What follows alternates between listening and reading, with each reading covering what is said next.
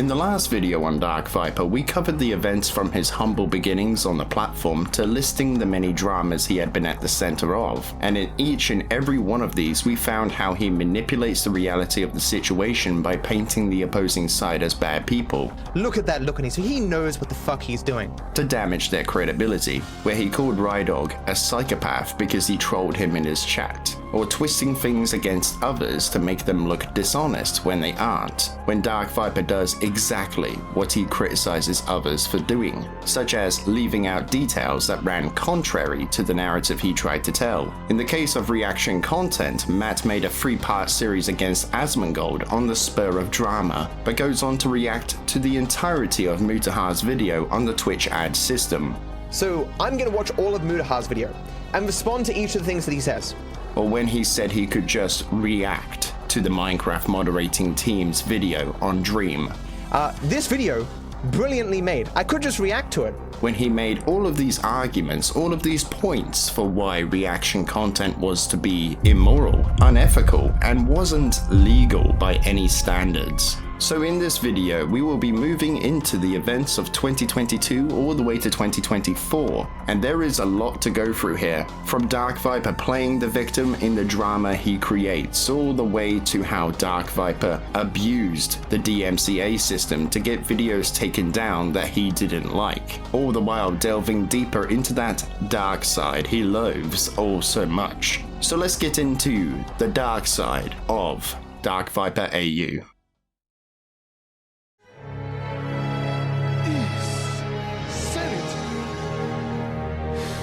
The price to pay for power?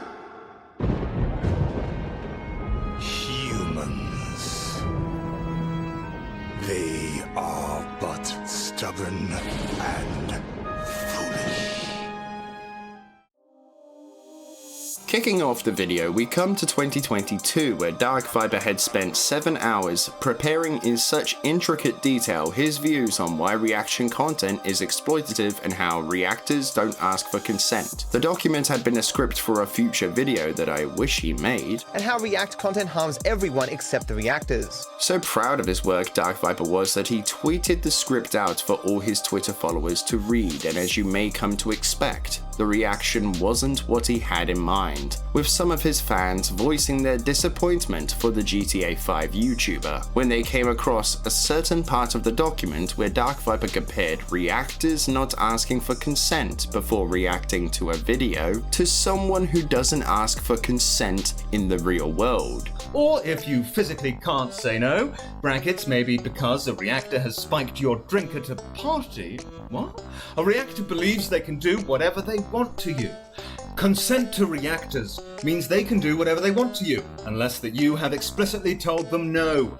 Going to a party with a reactor must be a scary thing. More like going to a party with DarkViper must be a scary thing. In the document, he also name drops a few streamers, and one of those streamers had been Moist Critical, who actually read the document and went on to create a video going through it on his channel, where Charlie actually gives a fair perspective that most of what DarkViper says is just a complete trust me bro. DarkViper's entire document here is about this belief that every reactor is doing it for financial gain and to fuck small channels, and the logic he uses to make these points is deeply flawed and isn't substantiated by any real evidence. It just feels like he pulls it out of his ass and it's source, trust me bro. But I guess we should just trust the words of someone who is at best emotionally blinded, or at the worst, someone who twists statements and manipulates events whenever he is in dispute with a fellow creator or streamer. So how did DarkViper respond to this, you may wonder? Well, he shows that Charlie responds to not the entire 14-page scripture, but small portions he took issues with, and made it clear how long the masterpiece he weaved was. It's 14 pages! 14 pages!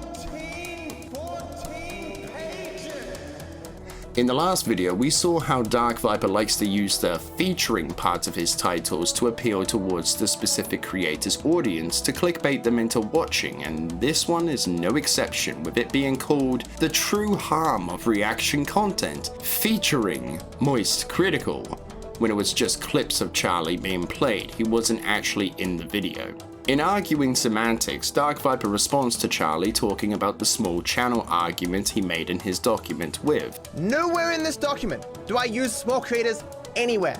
Anywhere! Sure enough, DarkViper didn't write the words small creator, but you don't need to write those words in order to make that argument. He does this to damage Charlie's credibility by framing him as a dishonest person, so his side doesn't get taken seriously, and it's quite the slimy move to make if you ask me. DarkViperAu? No. DarkSlugAu. But of course, the narrative that we are all forgetting here is that DarkViper is always the victim, as in this video he gives Charlie a round of applause for responding to a script that labeled him as an exploiter class streamer. Of course, I will applaud Charlie. By coming out ahead of my video, he can undercut it so heavily that it will no longer be taken seriously. The ideas within it will not be looked at with an open mind.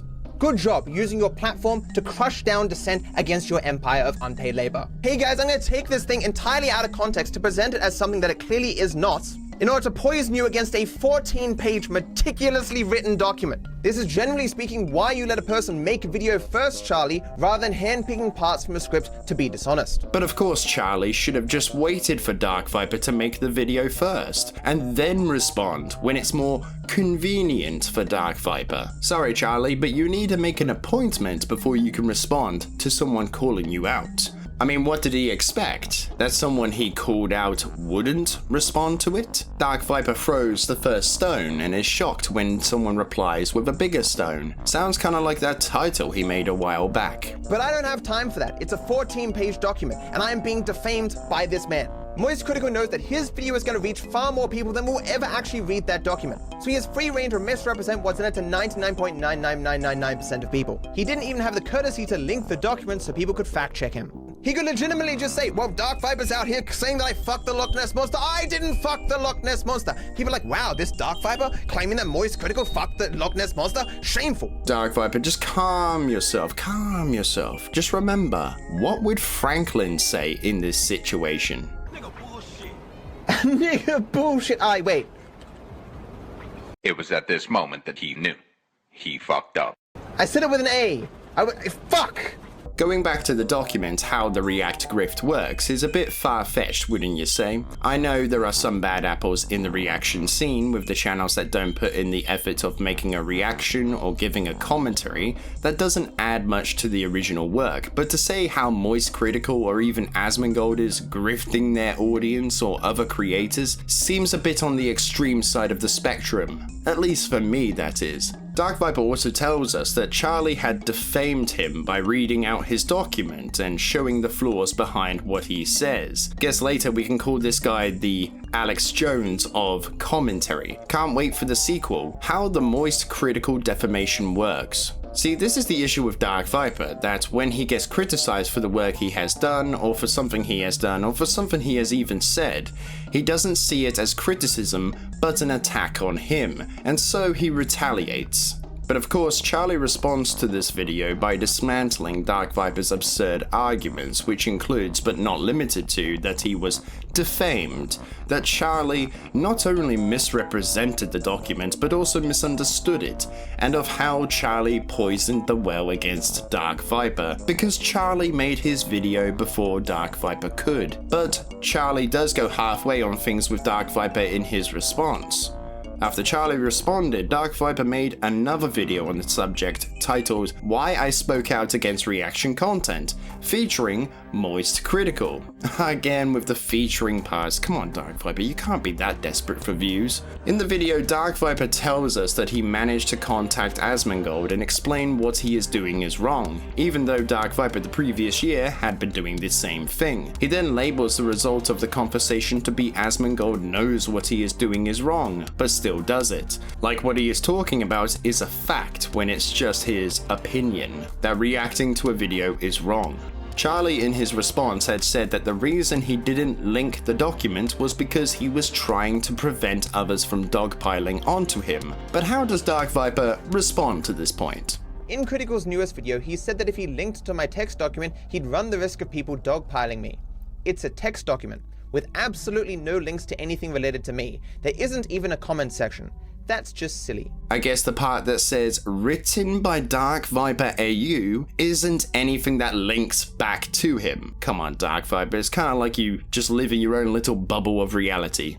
In response to the takeaway of the document, he complains about people's interpretation of the terrible analogy he wrote in. There is a principle of charity in interpretation of people's words. No charity was given in those interpretations by anyone. No one could read that document and be like, DarkViper is saying rapists are reactors and reactors rape people and reaction content is rape. Nothing like that is in there. That is the least charitable interpretation I've ever received in all my 10 years of being on YouTube. If you didn't want that to be the takeaway of your document, maybe you shouldn't have made such an extreme take. But this drama had been so shell-shocking to Matt that he now calls it one of the most traumatic moments of his life because he needed to add in. I don't know what he's responding to here, but I did write a 14-page script explaining it's a 14-page document. You against a 14-page meticulously written page. It's 14-page meticulous page. It's 14 pages! On page 14, DarkViper, fuck the Loch Ness Monster, is 14 pages long. That's a 14-page fuck. Which is why I spent 14 pages establishing we were in the 14 pages of writing. In all 14 pages that I wrote, I fucked the Loch Ness Monster, as I again established so heavily in that 14-page document. The next part of this drama would occur when Ethan made a video going over DarkViper's response to Charlie with this little moment. Why are his pupils so dilated? Y'all seen that? This guy's got some. This guy's got something. I'm telling you, this guy's got something in his bloodstream, man. And that went as far as one could expect with DarkViper playing the victim and exaggerating what had been said. Did Hatred Productions really say I take drugs? What a fucking moron! I have Hashimoto's disease. Am I going to ask my doctor, yo, how is my medication going to mix with cocaine? I have enough problems in my life. Must be sad to be so desperate for content you will lie for it. It was a jab, DarkViper, just a little joke. Calm down. Just think, what would your younger self say if they could see you now? Why must my life suffer? Why must I suffer so with no one caring for so long? I feel like this guy needs an on-site therapist to check in on him every now and again whenever he decides to make a response video. But like all things, all fun times must come to an end, with the drama ending and the pair distancing themselves from each other. At least that's what you would think, but with DarkViper, you can bet he will remember that and hold on to that grudge when he needs to get some brownie points with the audience. This is where his main series on reaction content comes into play, with the Asmongold 3-part series acting as a prologue to probably the biggest waste to a creator's time, as you could have best summarized this as another 3-part series. But DarkViper really needed to show us the era of the reaction ways, with 8 videos on his main channel, 11 if you count the second channel. In this series, however, the old saying of, if you've seen one, you've seen them all, rings true here, as DarkViper goes through the issues he has with reaction content, but in every video following the reaction parasites, it's just the same regurgitated garbage with no new findings, information, or data to pull from. However, there are some gems to be found from this series, such as the time he argued against those who use the "but it's legal" argument. As extreme examples, slavery, genocide, child abuse, these are classed by today's morals and ethics as abhorrent and indefensible, but they were either legal once upon a time or are still legal somewhere in the world, either explicitly or implicitly. If you hold the position, what is legal is justifiable to do on that basis alone, then you are implicitly defending every horrific act in history that happened to be legal at the time. This is clearly not a good argument. This struck me as a bit odd, considering DarkViper has said before what reactors do isn't legal, despite no legal precedent being set for this type of content yet. You don't get past morally or legally. But I guess when DarkViper argues about something being illegal, then he too must be standing by all those awful acts committed in human history because it had been legal at the time. He also uses pollution as an example, which is another instance of him making the small channel argument, with channels like Asmongold or Moist Critical being at the top and the creators working beneath them. But the best part of this series is the reaction parasites. Kind of reminds me of BioShock 2. On the surface, the farmer tills the soil, trading the strength of his arm for a home and lands of his own. But the parasites say no. What was yours is ours. We are the state. We are gone. We demand our share. He makes a mention of JXC in this video where he notes that he went for a softer approach when people like JXC and Jack's Films can actually recognize not all reaction channels are bad. What the community largely agrees to be fair use is through addition, and hell, it's something that's even spoken about in the copyright index and in DarkViper's own source document courtesy of Jessica Vergel. As for something to be transformative, it needs to add something significant. In most reaction videos, this comes in the form of adding their thoughts to what is being talked about in the video, aka commentary, whether that is adding to the dialogue of the topic, reviewing a product or video, or criticism on something someone has spoken on. But to DarkViper, this means absolutely nothing, zilch, none, and doesn't take the other side into consideration, going into the topic with his mind already made up.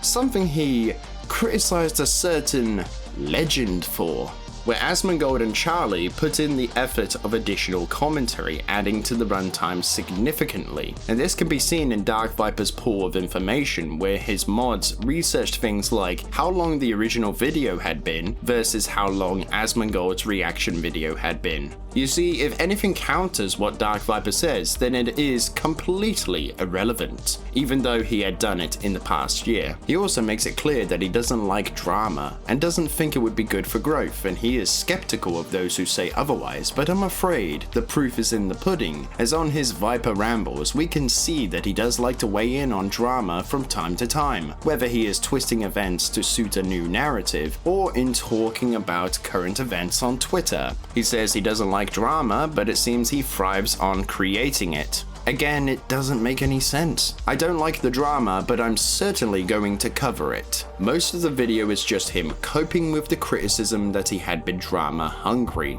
He then hits us with a generalization, using reaction and stealing as interchangeable words when he repeats the following phrasing. Use some examples. Do you need to think up some ideas? You can do it yourself, you can pay someone to do it for you, or you can steal a YouTube video.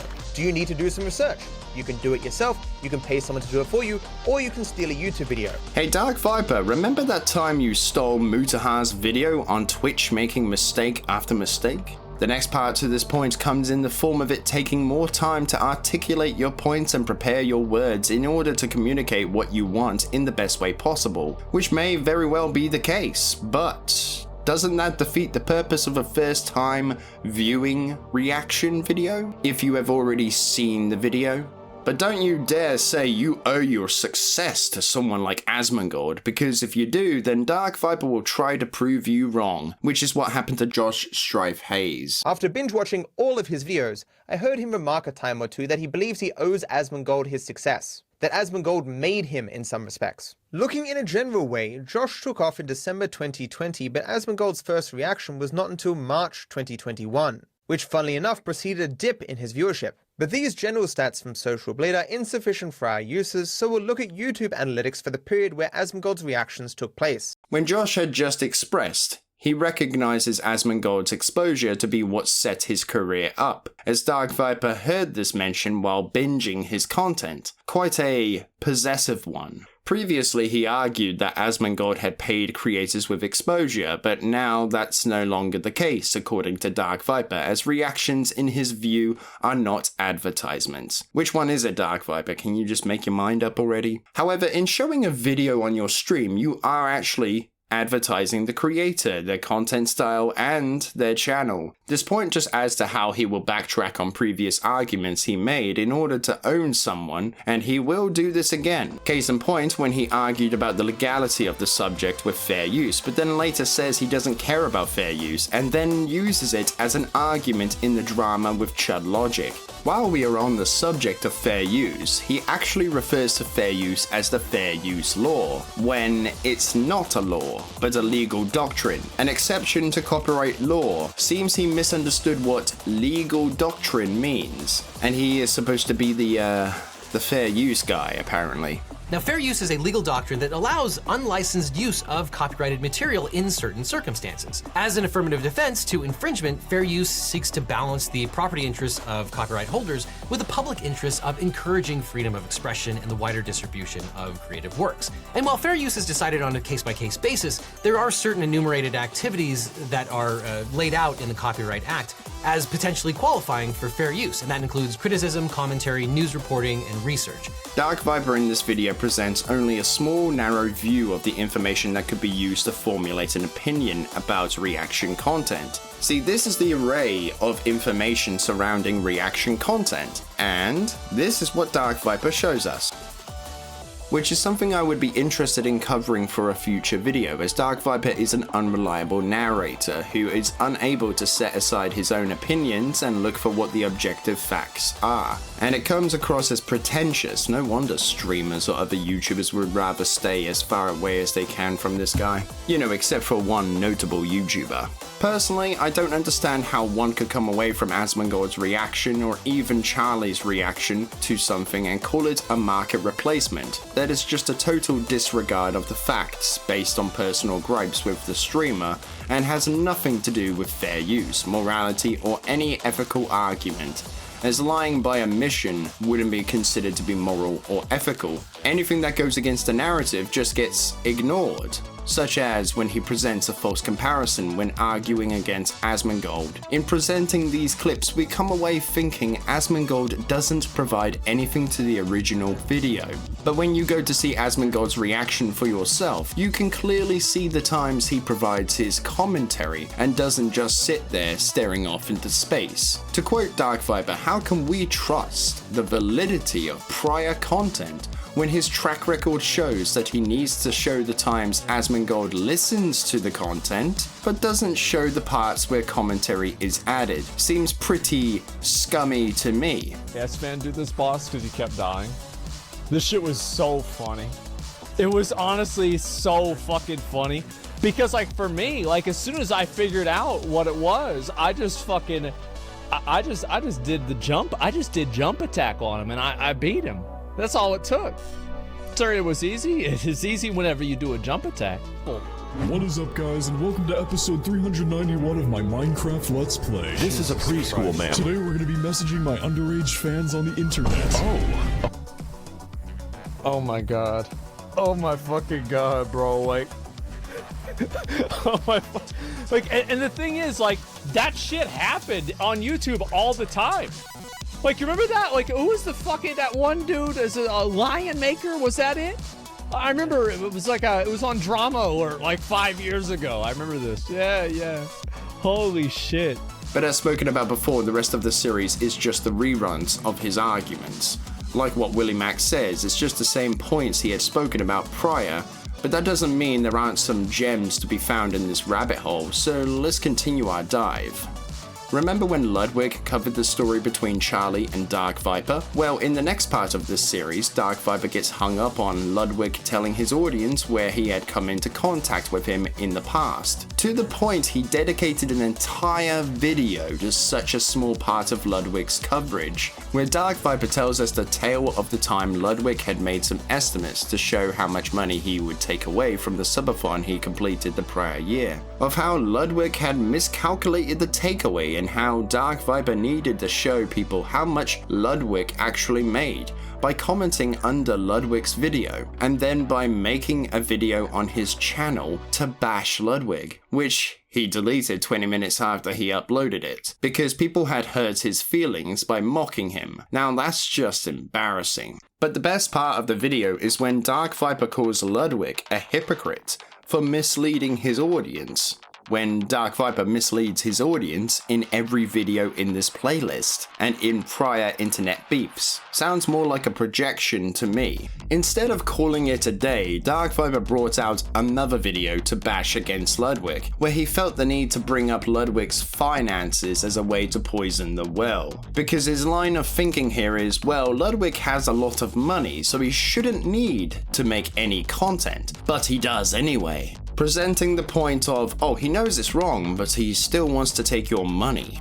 But it was when he argued about someone allowing a reactor to react to their stuff that really made my head spin more than The Exorcist. That if Summoning Salt says that a reactor can react to his videos, DarkViper argued that the reactor shouldn't anyway, because it would still be taking advantage of him. It's just a bad move for business, and you should not be taking advantage of him even if he's willing to let you. If you want to give Summoning Salt viewers, just preview the video on your stream, or shout him out to your followers on social media. If you actually liked the dude, you wouldn't be reacting to his stuff, you'd be promoting him in a way that doesn't benefit you. But in the 14-page document, he wrote about consent, that going to a party with a reactor would be a scary thing because they don't ask for consent. But here he is saying that if someone grants consent, then you shouldn't react to their content anyway, because it would still be exploitative. Like, pick a lane, dude. It's either about asking before using or not using at all.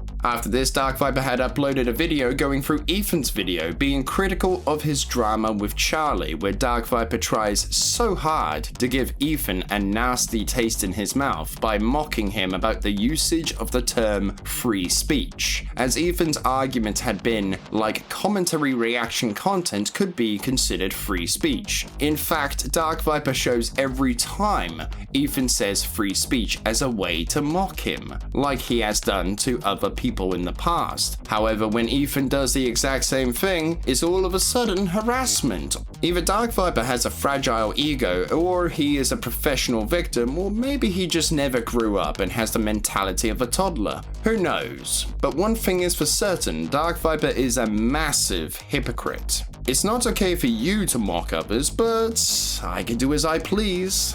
A point to mention here is, when DarkViper tells us there is nothing either in precedent or charitable reading of fair use guidelines that would defend React content of the form I describe. Yeah, because what DarkViper describes is a poor summary of what reaction content is at best, due to his own bias clouding his judgment. But in the same video, he claims that he doesn't care about fair use, but claims there is no charitable reading of fair use that would defend React content. But while on the topic, he continued to talk about how each country has a difference of interpretation when it comes to fair use, when he just said he didn't care about fair use. Moving on, DarkViper decided to share his thoughts on those who had seen the size of his overcompensation to the 14-page document, which is just him stroking himself off. Moving past this point, we come to the 29th of May 2022, where DarkViper had been called out for the information he uses in his videos by a data specialist, who certainly ruffled a few feathers,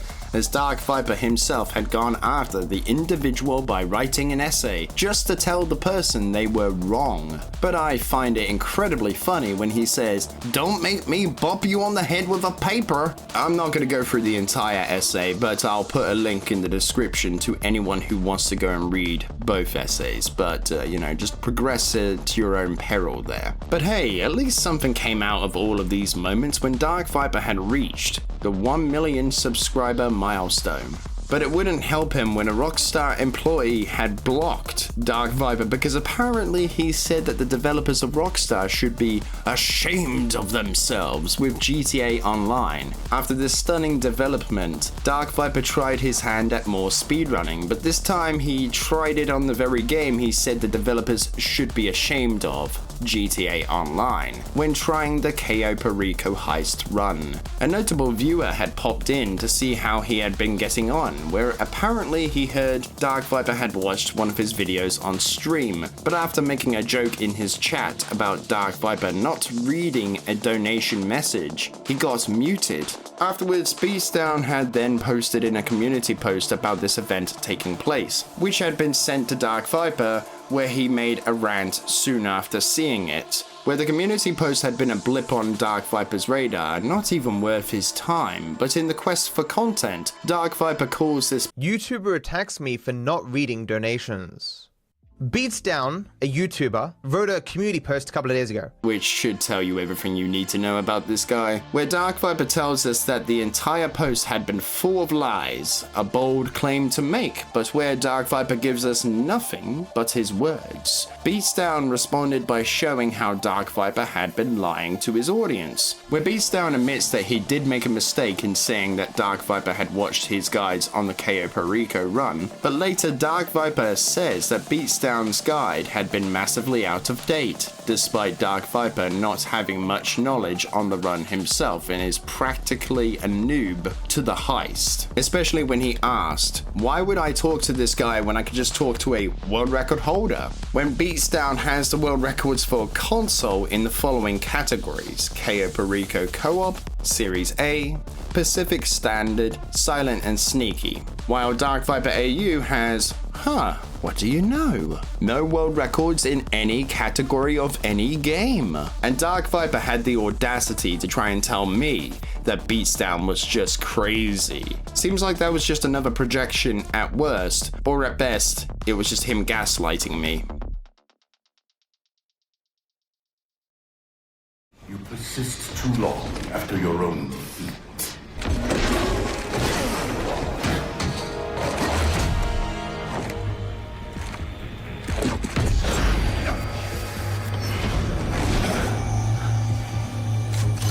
So misguided.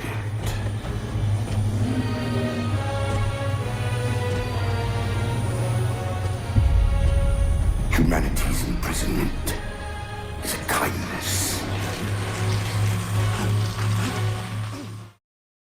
In this year, DarkViper continued to misrepresent what reaction content is, pointing out the negatives while sweeping the positives under the rug. But DarkViper takes this manufactured truth to a new level whenever a creator had talked about the subject, going so far as to claim creators aren't being honest about their findings because it contests what DarkViper says, and we're just defending React content for simple views as a way to discredit them. The first part of this comes when DarkViper talks about Linus Tech Tips, where again, despite not caring about the subject, he continues to make the fair use argument, claiming that React content violates all the guidelines for fair use, which is misleading language, as to call the 4 factors as guidelines, you give off the message that these 4 things must be followed in order for something to be considered as fair use, which is incorrect. Even the document Where's the Fair Use, written by Jessica Vogel, states that if something is deemed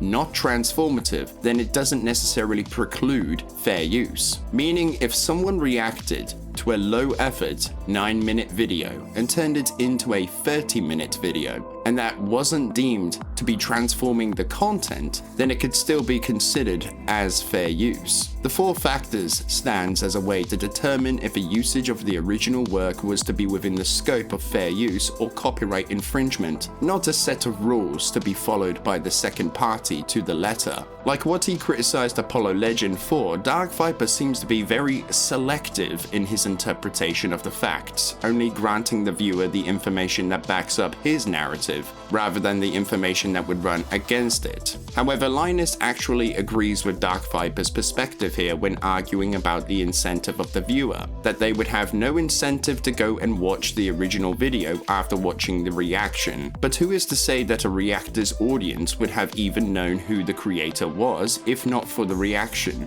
Finishing off their point, they bring up that small creators don't have the resources that the bigger creators do, which isn't really relevant in arguing ethics and morality surrounding reaction content. I mean, it's not hard to find a capture software these days. However, when the co-host chimes in talking about the positives that React content has, then DarkViper interjects with the classic line of, the reactors are the victors in this game, not the creators. Going back to the small creator argument, don't these people know that small channels also do reaction content? So what's next? Asmongold is leading an empire of oppression? And now we come to the 28th of March 2023, where DarkViper made a second channel for his rants, called Viper Rambles, where he brings us the story of Nintendo striking Point Crow for showing a mod for Breath of the Wild, so the game would feature cooperative play or multiplayer. But in talking about this, he also draws a parallel to what he does with Rockstar's games, that they have clarified that they are okay with content being made from their games. However, DarkViper doesn't include that Rockstar are not okay with content that is being commercialized and monetized.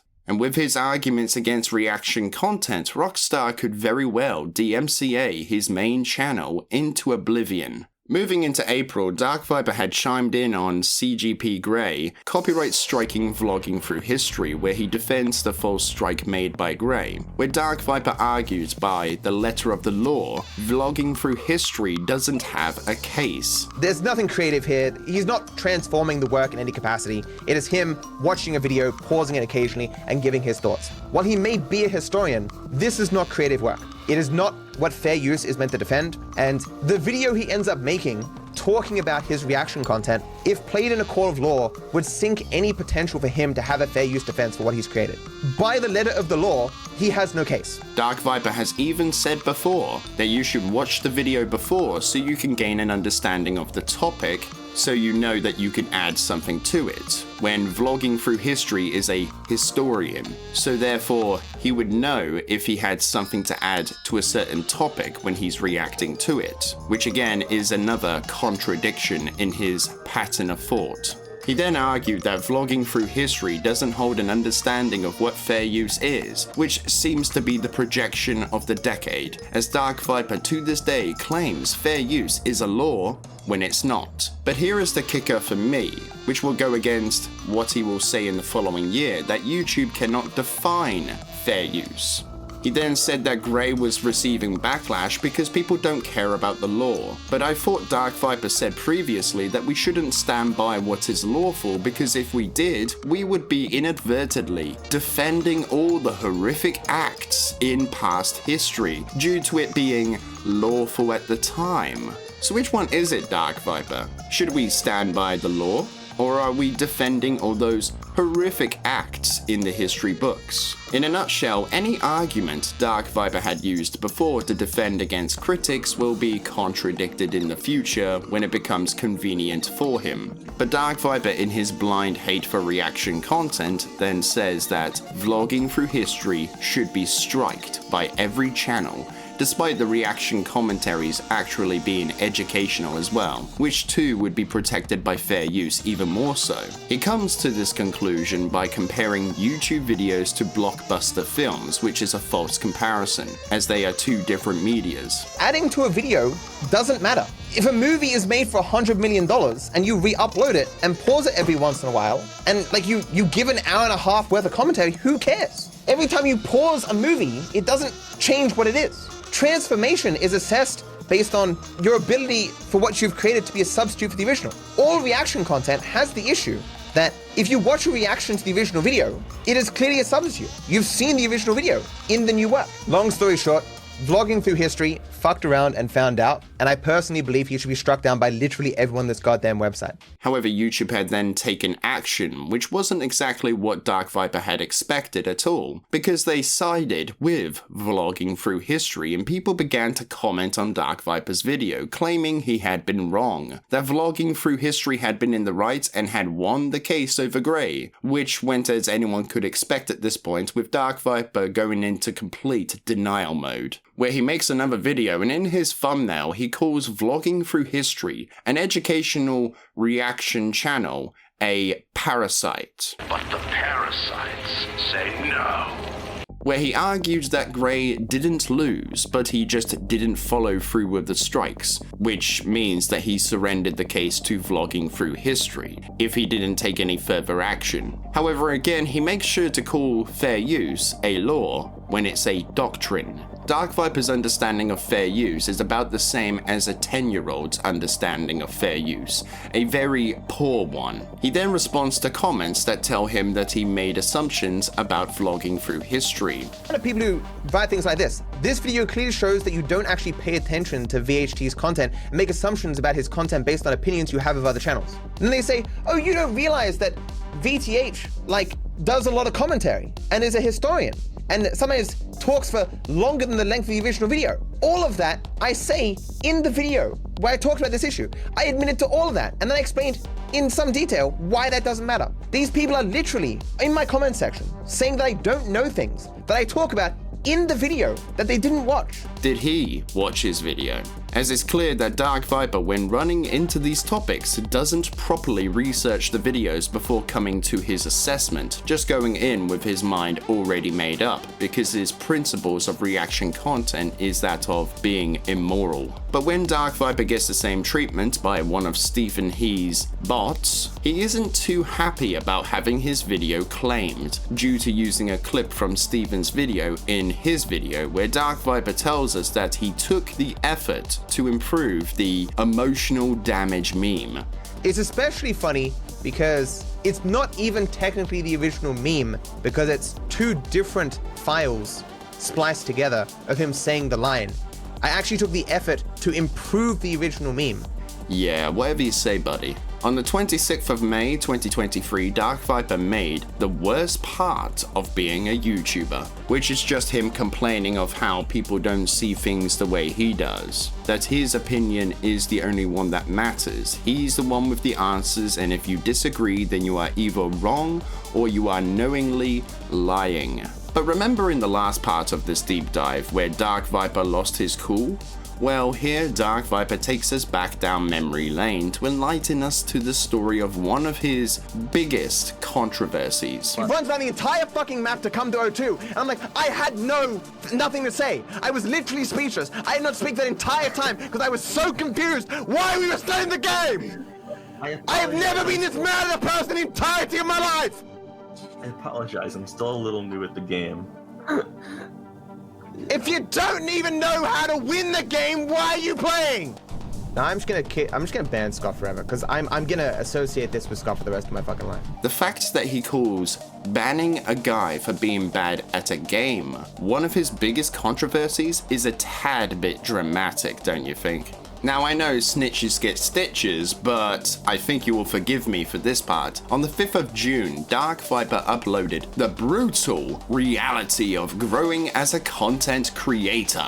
However, what's worth highlighting here isn't the video, but in another video, a reaction video, as someone had the audacity to react to this video, and yet it is still up on the platform to this day, with no action taken against it. What does this prove? Well, not much really, but I just thought it was funny to point out that he will DMCA a commentary reaction channel for tearing into his videos on Jack's films, but not this one. But I feel like I'm being a bit too hard on DarkViper, so, let's just give him a break with this video. How people lie to defend reactors. Gabby Bell. Which is a bit of a hit and miss for me, as we're Gabby in covering the 14 pages and the drama between Charlie and DarkViper the previous year. Yes, that's right, DarkViper had responded to a video that was made a year prior. But I can see the appeal, as Gabby didn't exactly make the greatest of first impressions on DarkViper, with some misunderstandings here and there, especially when calling DarkViper's response video a reaction video. But where there were misunderstandings to be had, DarkViper frames this as to be Gabby lying to her audience about him, as whenever DarkViper responds to something that is directed at him, he plays dress-up victim, just like every drama he had been a part of in the past. But when he is in the subject of scrutiny, he deflects the criticism as to be lies. However, one moment really stuck out to me was when DarkViper plays Guilt by Association, when he shows Gabby had read out a line from Miskiff. I honestly find it funny that the hard-hitting criticism that she points to is Miskiff going, "You dumb as hell." In fact, the tweet that Gabby's showing here isn't even of my essay. More than that, Mizkif's response here also isn't to my essay. Even more than this tweet was made after Moist Critical's video. If you don't know who Mizkif is, he got into a lot of drama for his copious use of racial slurs and accusations of covering up instances of sexual assault. He also didn't read the document. So my essay is about content creators in general and very rarely speaks of the size of particular creators. Gabby, for whatever reason, does not want this to be true, so therefore has to apply certain tricks to make it seem otherwise. So for example, this sentence refers to actual content creators, so all creators regardless of size. It then refers to a second group that was unable to become content creators. It is clear that the 14-page manifesto had been arguing in favor of small creators, like all the rest of his reaction series. I probably don't need to point out the dishonest framing where Gabby has implied that I said that exercising your free speech is the same as rape. Like, does Gabby have no shame? My issue is that reactors look at the creative works of others, people who've spent hundreds of hours on this content. They've not seen it before, they have no particular use for it, they have nothing to add necessarily at this point, and they go, I'm sure that creator would probably prefer if I were to ask them before rebroadcasting their entire work for money. Ah, fuck them. I don't care what they want. Only my wants matter. Give me more. Me. Does that make them a rapist? No. Does that make them a person who's perfectly willing to put aside the needs and wants of other people, specifically for their own selfish gain? Absolutely. And as I'll argue to the day I die, I do not think reactors are ignorant of the negative impact that they have on others. And certainly it is the case that when they are confronted about this harm, they change nothing about their business practices, because the change would forego growth and profit. And after all, what is the well-being of other people when compared to such things? In this particular case, the reason why I call this hyperbolic, which of course Gabby crops off every single time, is because obviously there is a huge difference between reacting to content and raping a person. I never called reactors rapists. Which again is arguing semantics to discredit Gabby. But in saying that a reactor has spiked your drink in the subject of consent, what do you really think that alludes to? Come on, DarkViper, you must have something bouncing around in that skull of yours. If he could just say, hey, yeah, I made a poor comparison and just moved on, that would be fine for me. But I think it's pretty telling of Matthew's character when he just claims that he never wrote the analogy and doubles down on that lie. Especially later when he talks like people are claiming he wrote the analogy when he did. But hey, I wish we could just say this was to be the end of it, especially since the script for this video has come up to the 14-page mark, but Gabby's audience didn't exactly take him seriously, which led to him making more videos on Gabby with no response from her, like it's just free advertising. But this thumbnail is my favorite. I mean, how pathetic can you get? This is something I would expect to see from a preschooler. Throughout DarkViper's series, however, there is a notable member on his list, with that being the incoherent babbler himself known as XQC, someone I think DarkViper would have a pretty good case against if he could just pull his head out of his ass. But at one moment, XQC had made a pretty funny claim that he didn't want to debate DarkViper because his fan base seemed dangerous. I haven't looked at all of his videos, and I know DarkViper has a lot of coverage of this, but I'm assuming you'd never speak to him. I don't know. That guy made really weird tangents in the past. So like comparing to like other crimes and shit like that, and it's very just odd. And I think a part of his audience could be literally weaponized and dangerous, and I think that's just kind of scary. I'm sorry, call me pussy, but that's how I feel about it. Weaponized and dangerous. Against the juicers. He's afraid that niggas. Well, I think generally that comparing fucking React content to rape is fucking weird. But remember this moment, because DarkViper would mock XQC for this, only to do the same in the current year. Moving on, we come to Moist Critical defends Kick, where DarkViper misses the point of Charlie's arguments about Kick, how it shouldn't be judged because of who the parent company is, that Amazon have been shady in the past with their poor work standards, which had led to deaths within the company, but Twitch wouldn't be at fault for this. The same would be said for Kick. However, in disputing this argument, DarkViper brings up that gambling is one of the leading causes of suicide, to disprove Charlie's defense of Kick, which is a bit shameless that he only brought this up to discredit Charlie's argument, not to spread awareness about the dangers of gambling. The reason DarkViper had for responding to these things or videos disputing the things that Charlie had said was because he felt forced to respond to these things. And I would too if I had a fan base that regularly foams at the mouth whenever someone disagrees with the Viper clans. He talks about these things in his video, Do I Like Starting Drama with My React Content series. It was after the video that we get some familiar behavior that we saw recently when someone commented about how he doesn't like drama yet actively works to be a part of it, and to cover said drama. And he replied with a paragraph explaining how he has a strong sense of justice, that he hates misinformation, but how he cares about others. Yeah, tell that to all the people you twisted the narrative against in the past. I'm sure they are all just feeling the love at this point. At a certain point, these things had attracted the attention of Destiny, who tweeted out about the virtue signaling DarkViper had been spewing out. And this led to a series of videos orbiting Destiny, where Destiny's viewers wanted to see these two debate it out in a stream. And by debate, I mean civil conversation. But this meant to DarkViper, Destiny sent his viewers to beg me to debate. Which I would have thought DarkViper would jump at the chance to show off his intellect and his massive, pulsating ego. I don't understand. Is his ego just so large?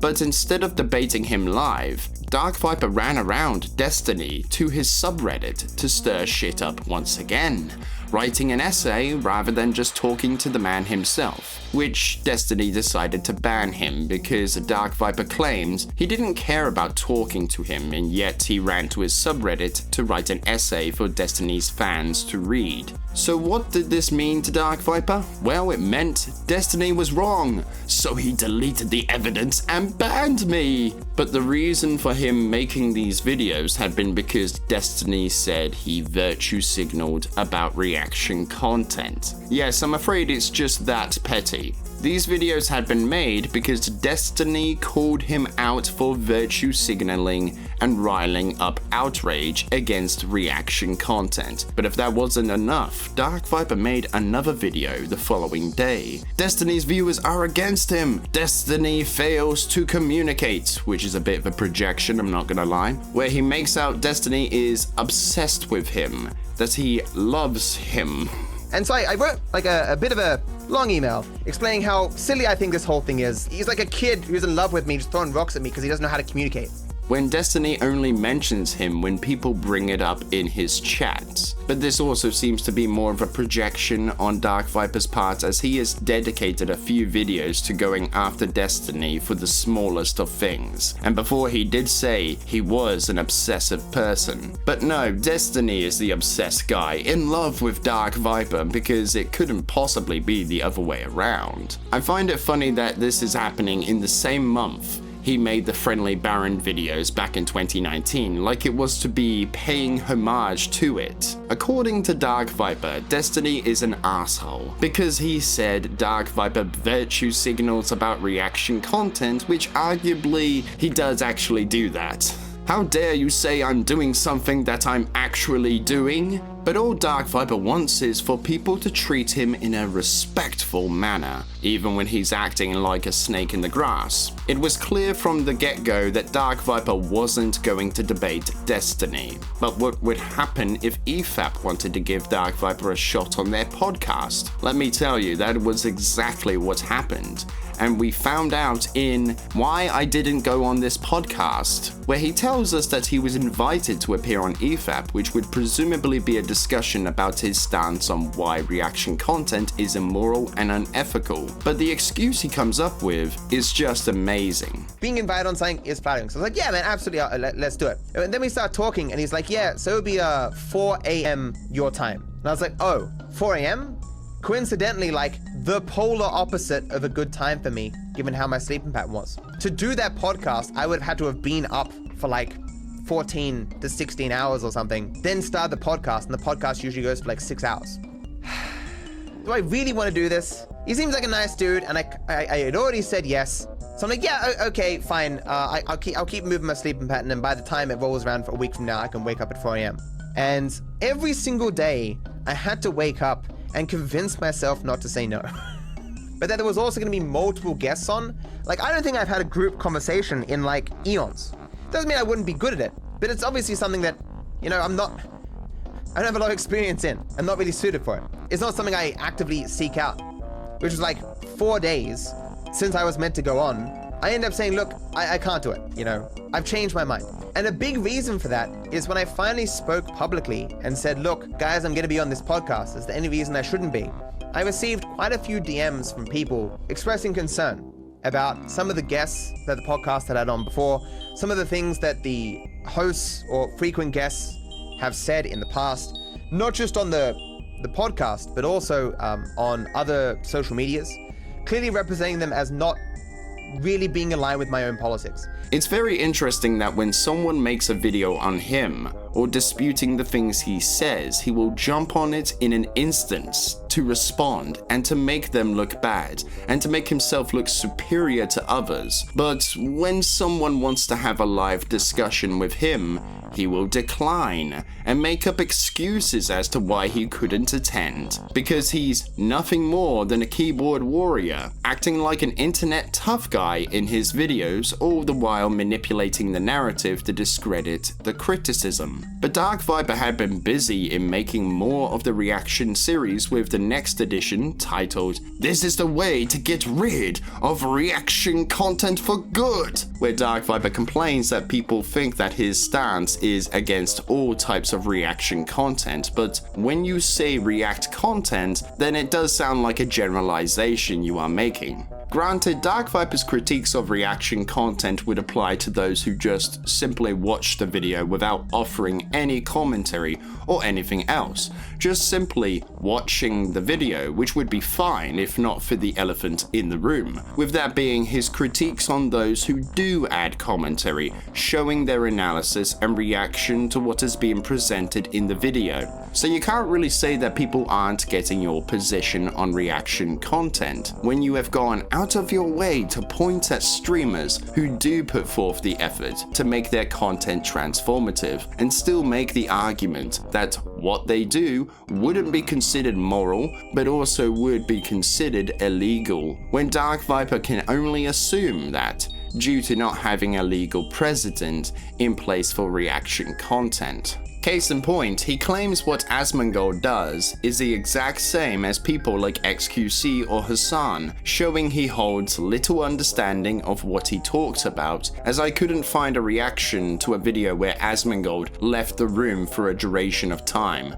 Moving on, DarkViper decided instead of taking the heat to the streamer, he instead puts the spotlight on the creators in, do these creators actually want to combat react content? Where he had seen Actman's video on the dark side of reaction content, which I bet he was very excited for, only for him to be disappointed that Actman's coverage actually talked about the positives of Asmongold's reactions, and actually destroys DarkViper's arguments. In response to this, he basically calls the creators who give reaction content a fair shake as clout chasers, that they just want some views as it's a popular gimmick to defend the reactors. Could it just be that they disagree? He even goes so far as to say that every negative point Actman had made can be applied to Asmongold, which actually isn't true. He also shows to us the DM that he wrote to Actman, asking if he was afraid of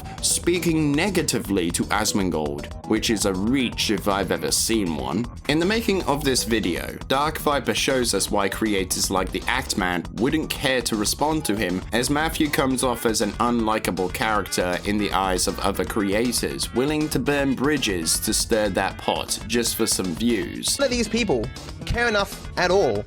They just want some views jumping on the latest drama. He then argues that no creator will reference him, credit him, or even mention his series. Yeah, I wonder why they wouldn't. His rationalization for this is crazy to me. But no one will talk about exactly what I said or why. No one will link me or credit me.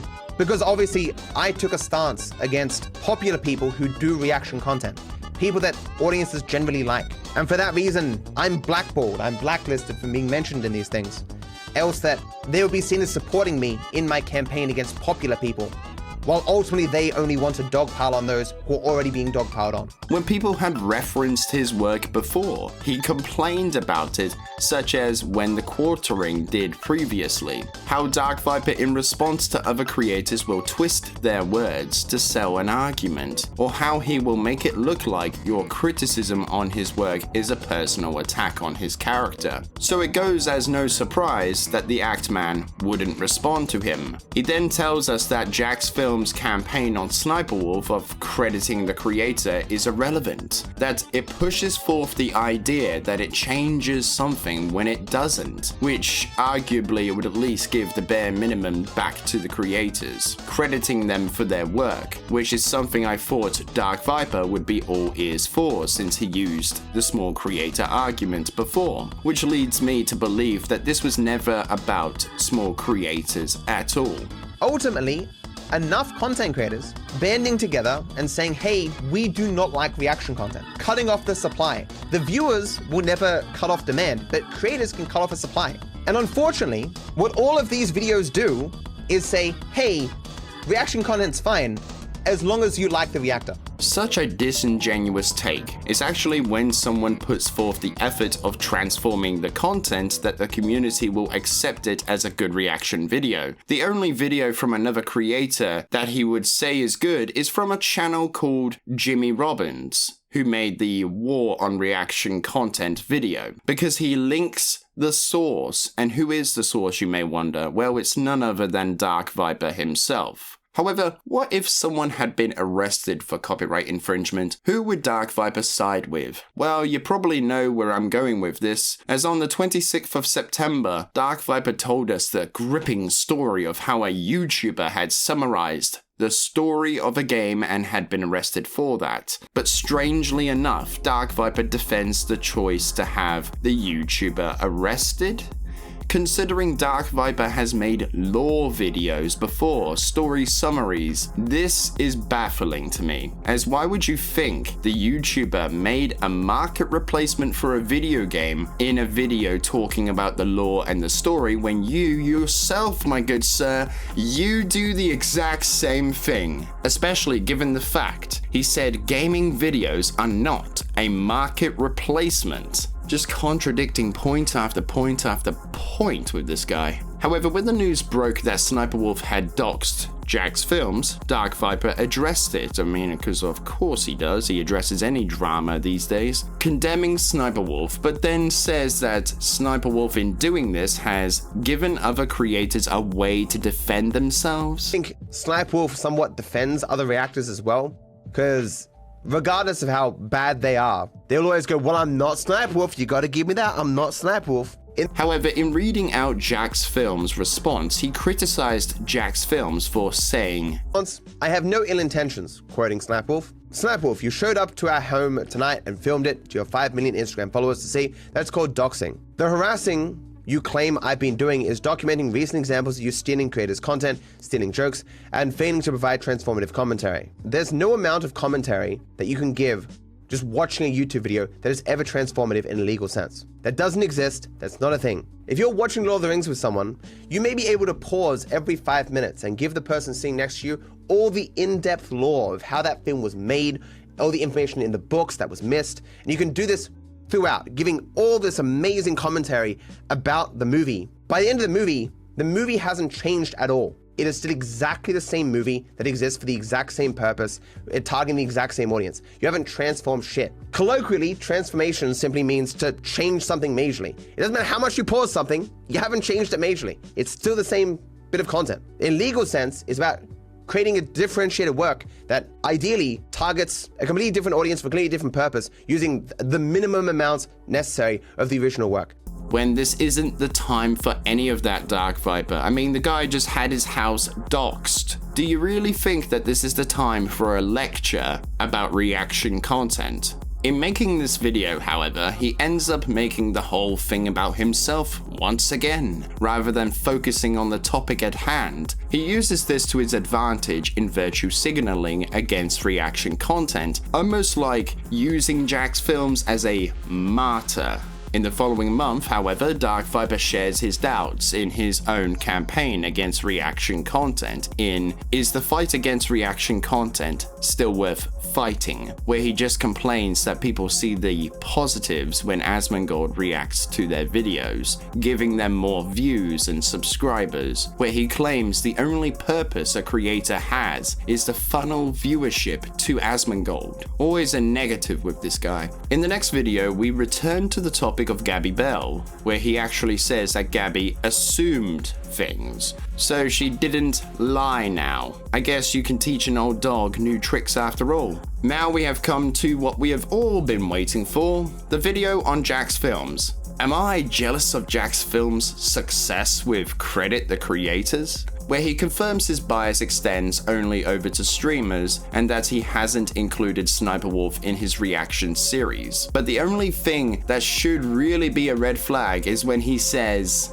like, what Sniper Wolf does is orders of magnitude more creative, or at least what editors do, than what Asmongold does. I see what Asmongold does as far more gross, lacking in creativity than what Sniper Wolf does. Which I shouldn't have to tell you that this is a bad comparison to make. One lacks commentary while the other provides a lot of commentary. One transforms to content when the other doesn't. But somehow DarkViper believes that what Sniper Wolf does is more creative than Asmongold. Now this is delving into the realm of delusion. He then triples down on Charlie misrepresenting him, like, does this guy ever let anything go? Especially when he is in the wrong? He makes the point to blame Charlie for people not taking his series seriously when he was the only person to blame for that, in his manipulation of the facts, being selective in the information that he presents, and generally being an unlikable character. Certainly I got off to a bad start because Charlie misrepresented my entire work to 2 million people or whatever. There was no way that I could predict such insanity. I don't think anyone could have predicted such insanity. Yeah, so what I'm saying is, it is totally understandable to me that Jack is perceived in a more positive light than me.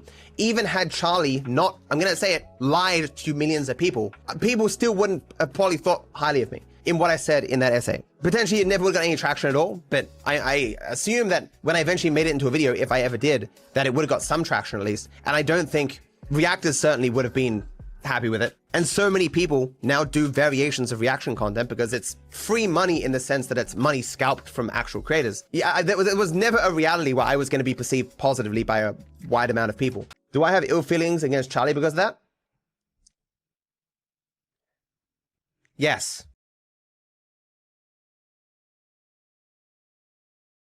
If you go back and watch my response to Charlie's original video, you can see how angry I was. I don't know what he's responding to here, but I did write a 14-page script explaining it's a 14-page document. You against a 14-page meticulously written page. It's 14-page meticulous page. It's 14 pages! It was made worse when his apology started by calling all my fans toxic. And I wanted to wait to talk about it further until I could have a conversation directly with him.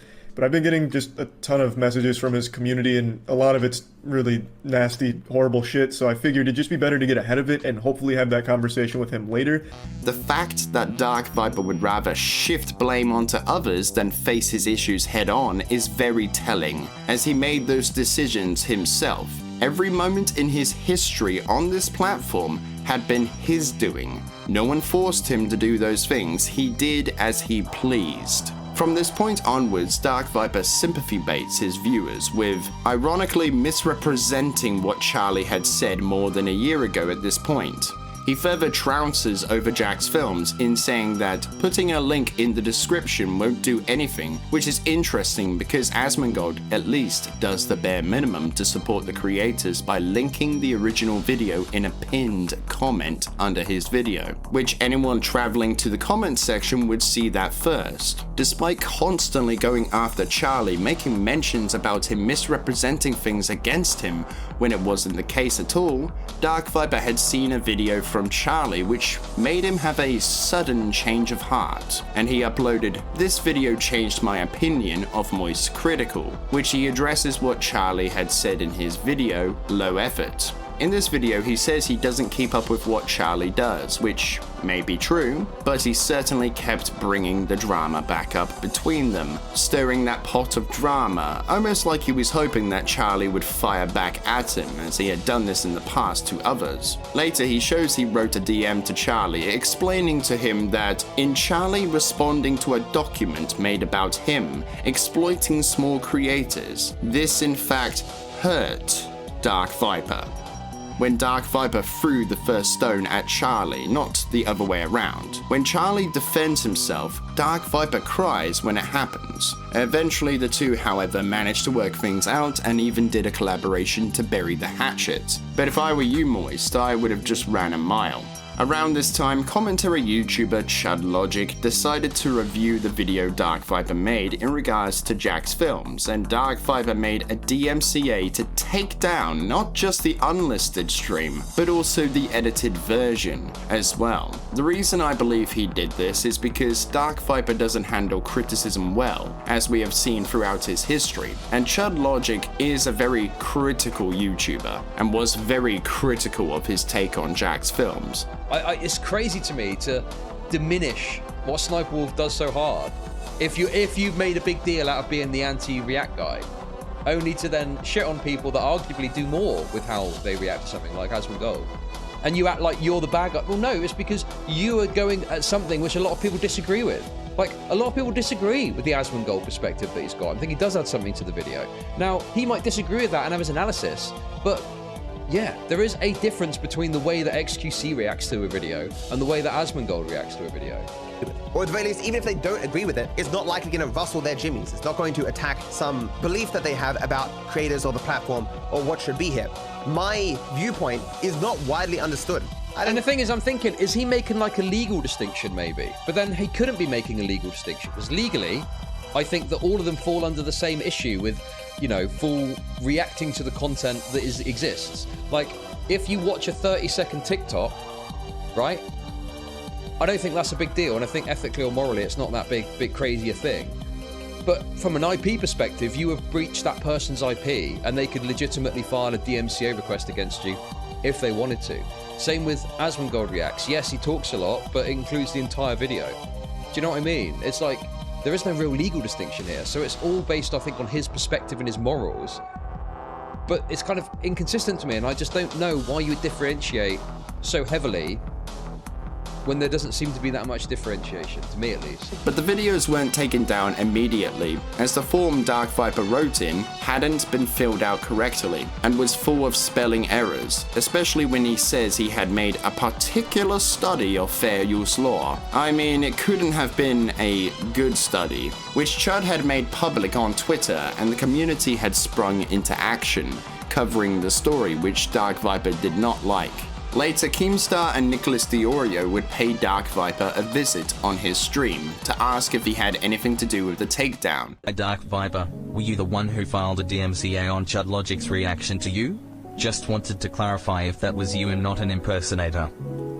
Nicholas, I know you're a historic star. I don't care.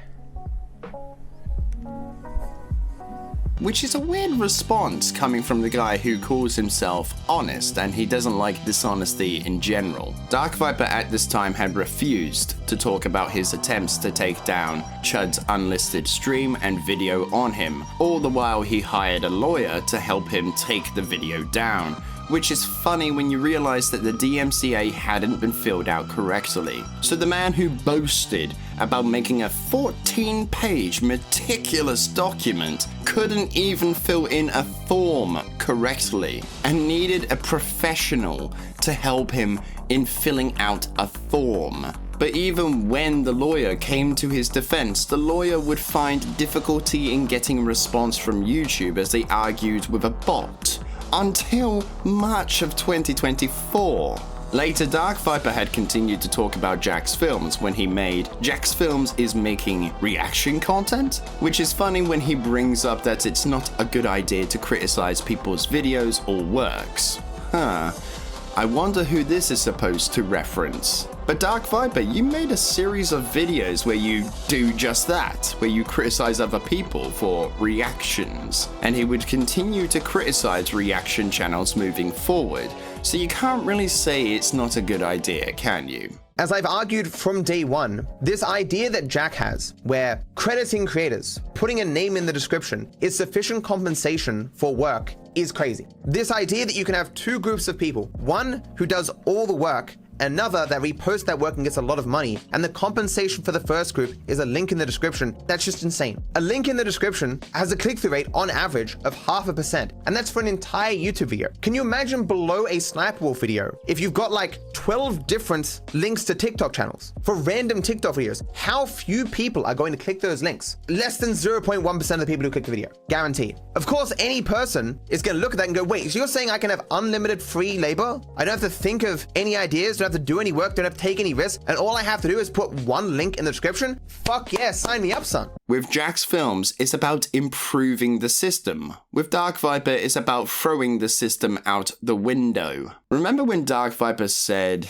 for example, I clarified my position on fair use, which can be summarized as, who the fuck cares? Well, here he made, why reactions will never be considered fair use. Doesn't care about the legality of the subject, yet he uses the legal argument when it suits him and dismisses it when it suits him. This video had been made due to Legal Eagle making a video about the subject, which DarkViper claims everything Legal Eagle had said in his video came from DarkViper's reaction series, which is complete bollocks. XQC is stealing content, and so are most reaction streamers. And what he said in the video is everything I've ever said. Sure enough, Legal Eagle does dunk on XQC, but his definition and understanding of fair use is drastically different compared to DarkViper's, with it leaning towards Jessica Vergel's understanding rather than DarkViper's. Legal Eagle's source also isn't an outdated one that backs up his narrative just for the sake of it.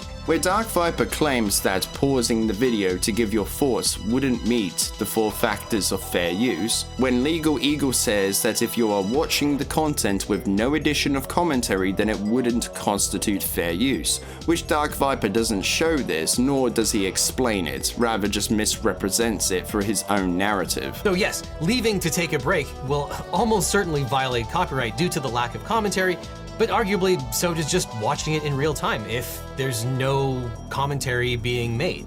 And this highlights why it might actually be impossible for any live streamer to have a live stream reaction where they're just simply playing the entire video and reacting. Later in the video, DarkViper makes it clear he started his videos against Asmongold because he didn't agree with him, while doing the same thing in 2021. I think DarkViper should pay some ordinary gamers for his unpaid labor.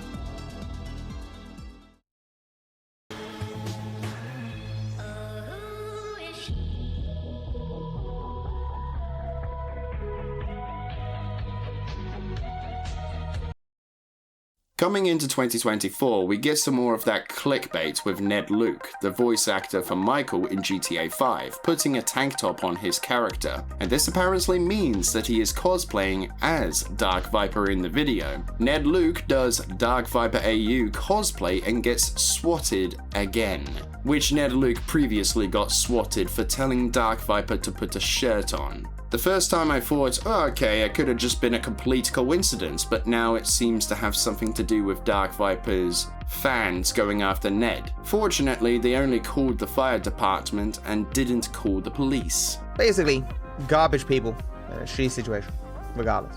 But if this isn't enough to say how the Viper clans are toxic, then don't worry, as we have more to talk about later, and beyond that. For now, we come to how DarkViper caused Matt Pitt to quit Game Theory, which the title to the video is just more clickbait. DarkViper doesn't actually think this, but to play into the algorithm more, which is creating misleading titles to generate more clicks. Now, before we get into the next video, DarkViper's thumbnails have always leaned into the Mr. Beast style, but over the years it started to go from thumbnails like this to ones like this.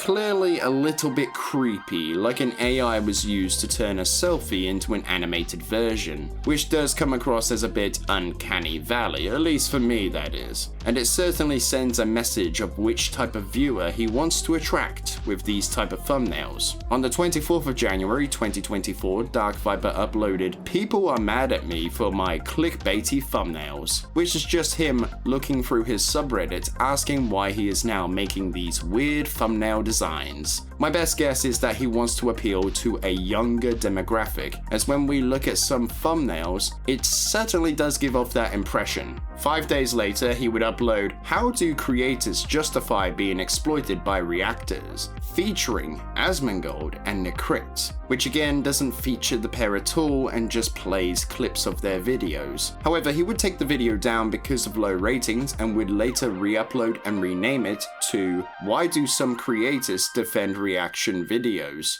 Maybe because we disagree with your take? Necrit wants us to believe that it has nothing to do with gaming the recommendation algorithm to promote his brand, even though on Twitter that is exactly what Asmongold says is the reason why he does reaction content. Every reactor, when pushed, will tell you it is about the money and growth. But Necrit can't seem to be honest about things that reactors themselves will be perfectly honest about. You can't just blatantly say, "I do it because it makes money."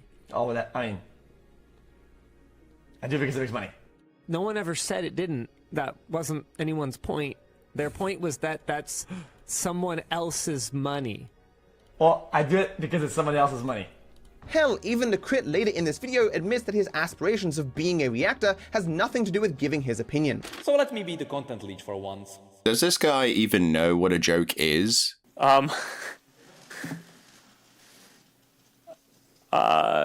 No.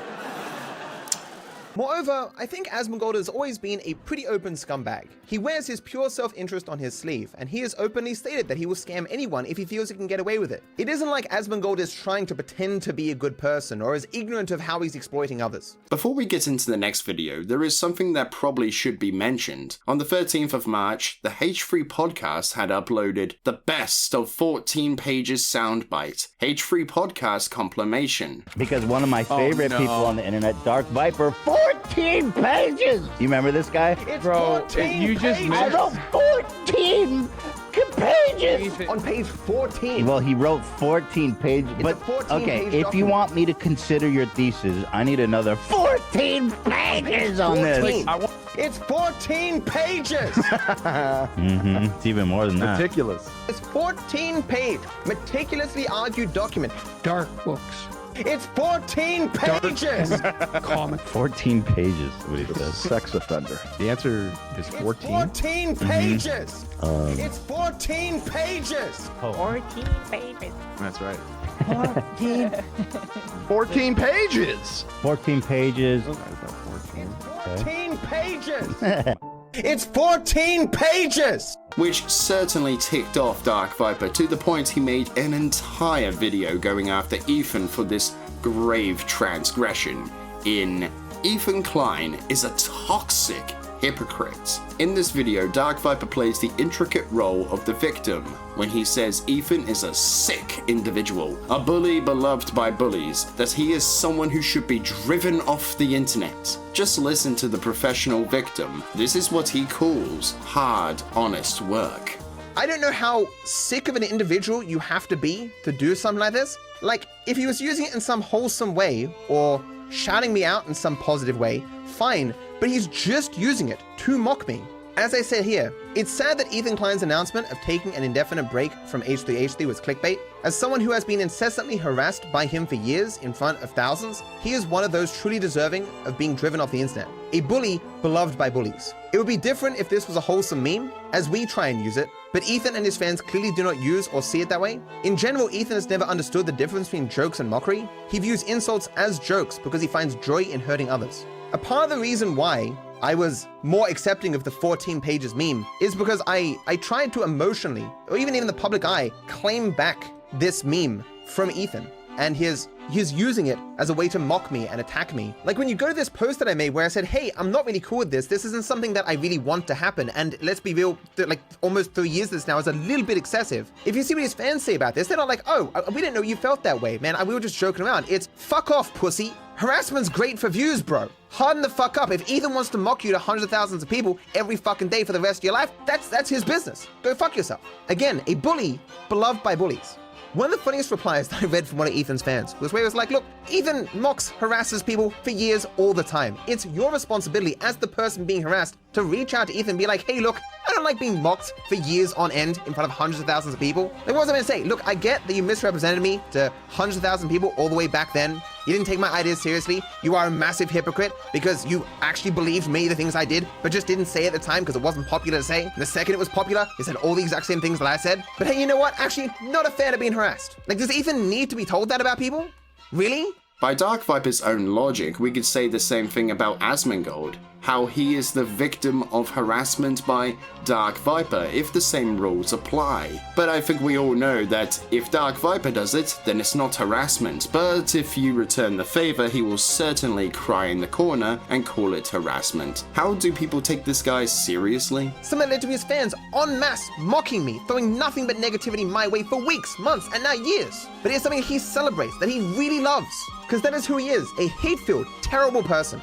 Look, I can understand why my anger at being misrepresented to millions of people was very funny to Ethan. I can understand why the harassment that I experienced for things I never did or said was also very funny to him. Or if you physically can't say no, brackets maybe because a reactor has spiked your drink at a party. What? Don't think Ethan is a very good person, and his using a soundbite of one of the most traumatic, angry moments of my entire life for many, many years on his stream, perhaps 100 times, is a bit more than excessive and very sick. While DarkViper had been weaving these narratives together in the background, he had been relentlessly going after YouTube with his lawyer to take down Chud's videos on him. And they had broken through the bot barrier and to an actual employee who just caved in and filed the strike against Chud Logic. But in the light of the copyright abuse was something truly funny, that the lawyer, someone who is well versed in copyright law or law in general, asked YouTube, don't send any of these emails to Chud Logic or to even notify that DarkViper had taken action against him because Chud could make more content from this issue. Like, that is a bit of a strange lawyer, as that is within Chud Logic's right to be notified of legal matters revolving around his content, and the lawyer should have known better that a platform would be obligated to send these proceedings to Chud Logic. It's almost like the lawyer never existed, unless the lawyer was called ChatGPT. Oh, not ChatGPT, bro. After this, Chud Logic had tweeted the news about the false DMCA, which DarkViper was prepared for as he decided to make a new video, after he stopped people from being able to view the contents of Chud's video. And let me tell you, this has absolutely nothing to do with DarkViper's IP, and everything to do with how he felt. As in the video, DarkViper calls Chud's reaction video a watch party, or a re-upload as he goes back and forth between the two using them as interchangeable words, which is misrepresenting it a tad bit. He also goes out of his way to say reaction content isn't morally or legally correct, but here he says the legal argument doesn't matter and is irrelevant. He also tells us that fair use doesn't come in the form of addition despite other sources telling us otherwise, including his own. But the kicker here for me is how he presented Chud Logic, as he just shows small clips to present Chud as this bumbling fool, rather than a credible source, like how he does to everyone.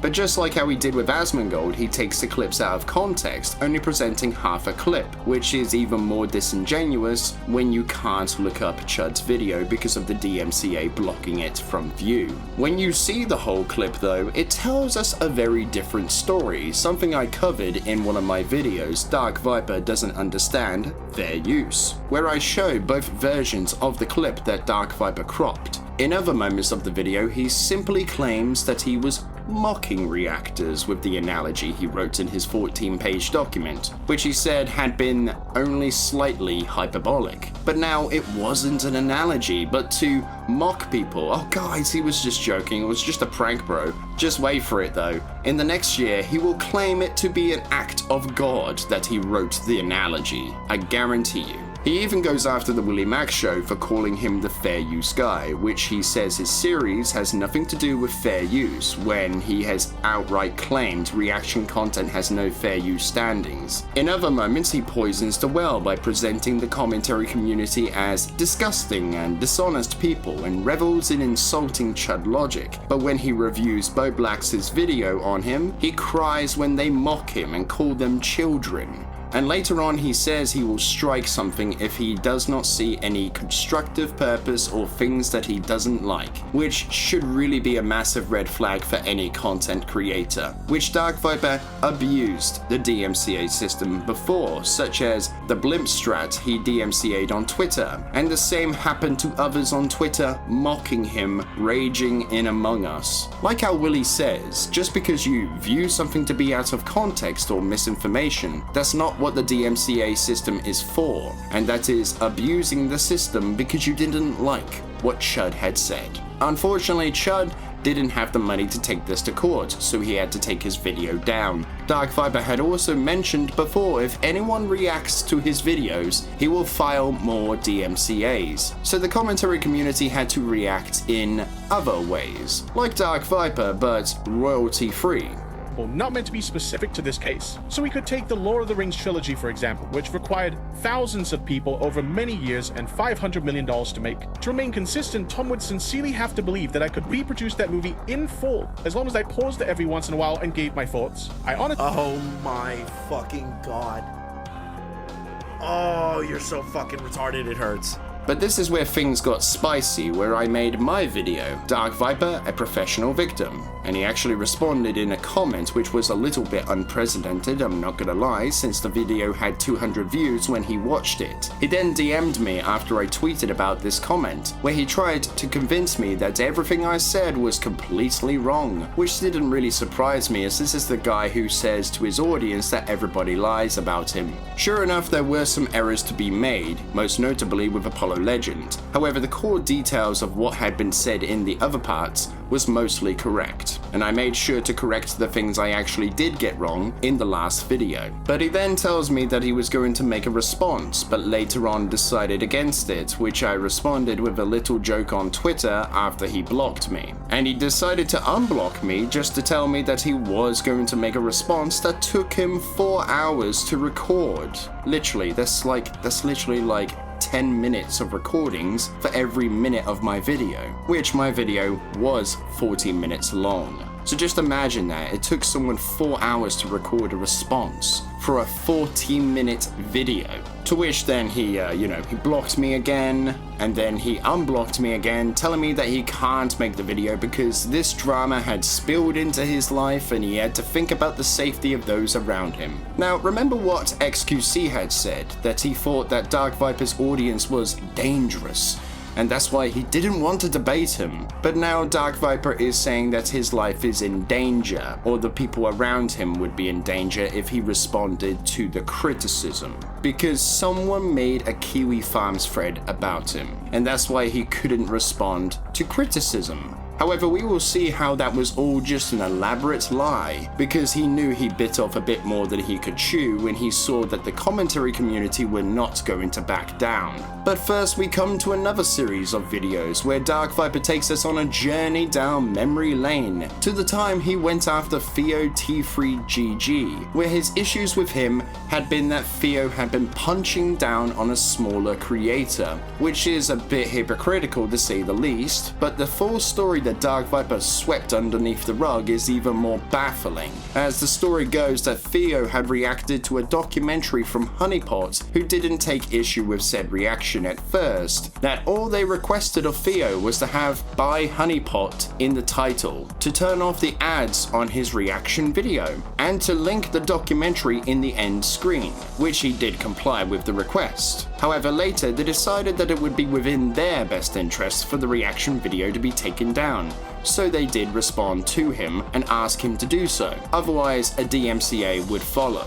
Theo had then tweeted out, despite turning off monetization, linking to the original channel and video, and promoting Honeypot's documentary on React content, they are still making me take my video down. Which, seeing things from Theo's perspective, he has been supportive of Honeypot, had promoted them upon request, but now even that's not good enough. Like they got what they wanted and now want the video taken down, which they are within their right to request that, but it does seem a little bit weird that you ask for all of these things to be done, and then later you request that he takes the video down. Theo has like 5 times the followers. He was literally just punching down on a smaller Twitter account and then hiding their replies so they can't get their voice hurt. When DarkViper presents the punching down argument, he is specifically talking about followers here, but in later videos about Theo, he will say that Theo was attacking a small creator, when Honeypot had a larger audience than Theo did at the time, which had been the previous year in February of 2023, which is a bit misleading to say that he was punching down on a smaller creator, but I guess in responding to the commentary community, DarkViper had been punching down as well. Before, however, DarkViper had talked about this in the previous year, but he took that video down and made a new one in the current year, when the drama had long since died out. I guess DarkViper just likes stirring that pot of juicy drama because he needs more views. In my opinion, Theo had been overreacting to the request a little bit. However, he did have the impending threat of receiving a strike on his channel, and it does seem like an aggressive tactic to me, especially when the creator had complied with Honeypot before, so it does seem a little bit like this was retaliation. However, the narrative DarkViper weaves is that Theo was just this enraged individual, that he was just fueled by hatred for Honeypot, and this was the reason to go after them. At least this is what DarkViper paints this all out to be. However, the reason he decided to make a trilogy on this guy was because he supposedly had been lying about him. Refused to interact with, you sent me like half a dozen emails, of which I didn't respond. I am not asking to interact with you. You're acting like you're refusing something. You don't have a choice. You have no ability to interact with me, or Honeypot for that matter. I don't want to interact with you. Honeypot doesn't want to interact with you, but you keep mentioning us on your stream. If you don't want to interact with me, stop lying about me. DarkViperAu was washed. No one has ever watched him, never had an audience. He's pathetic, that's why he's always complaining about React content. But by the way, 2 million strong did he throw at me, little bitty me. I don't know how sick of an individual you have to be to do something like this. Like, if he was using it in some wholesome way, or shouting me out in some positive way, fine. But he's just using it to mock me. Why must my life suffer? Why must I suffer so with no one caring for so long? This man has gone out of his way to insult me at every turn to make my life worse. I have not felt depression like I have experienced because of Rydog since I was a teenager. When Theo didn't actually lie at all. Remember the story of the boy who cried wolf? Logic is just not a lawyer and can barely read, which I'm surprised Theo didn't pick up on. As I covered in this video, I merely had an issue with YouTube's automatic bot-run copyright system that required me to seek representation to submit forms.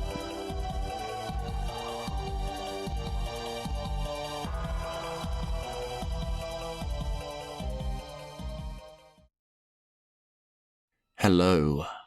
Any shred of possible belief in your sincerity, as limited as that would have been, died with your last message on your Discord where you called me a lunatic. You are not sorry due to some belief you have treated me poorly. You do not care about me at all. If you could right now, take me and throw me into a literal bus to rewind time and avoid losing esteem in the eyes of others, I guarantee you would do it in a heartbeat. You supported a group of some of the most degenerate, hate-filled, and frankly evil people on the internet seemingly for months, cheering them on as they said and did some of the most vile stuff imaginable. Just recently, you have maintained a persistent pattern of lying for months, and continued even when the ability to showcase your falsehoods was but a click away. You feel sad, not because of any harm you have caused, now or in the past. You are sad because you got caught in doing it, and received repercussions for that.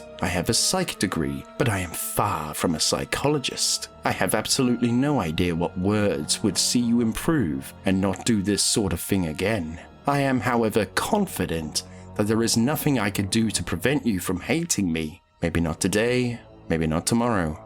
But my experience with you tells me that you have every capability to someday rewrite these events in your mind to make sure that I am once more a demon, and you a helpless victim in your head. I do not get on calls with anyone, Theo. You have mocked me for my essays and DMs, but this is the method of communication I far prefer. I talk to very few people outside of business, in a call or in messages. I have no one I am really personal with. I find it extremely difficult to trust anyone, to be frank. I find it difficult because anyone I could meet could be someone just like you.